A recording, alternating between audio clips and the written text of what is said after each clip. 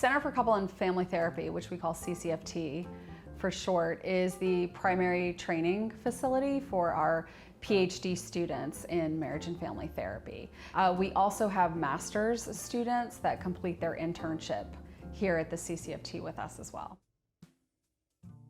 We provide individual, family, and couple counseling sessions. We also have group sessions.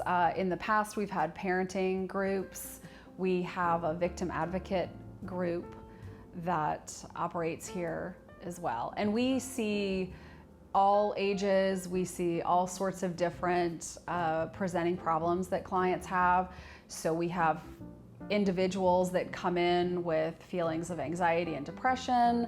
We have couples coming in with relationship issues that vary, and families also coming in with, various concerns about communication or family structure, learning boundaries. It really encompasses almost anything that you could imagine. So we're fortunate to have audio-visual capabilities in every therapy room that we have, and that is an incredible asset for clinical training and supervision training.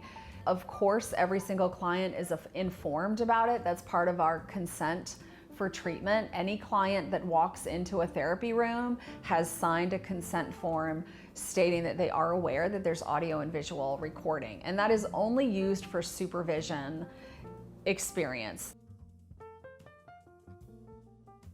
It is a very close environment.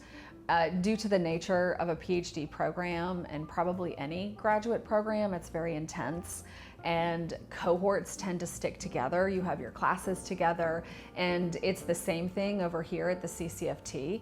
Cohorts have their practicum class together. They work clinically very close. It does create a very close family environment that we have, which I think is one of the incredible things that we have about this program, is that people really do work together and they have each other's back.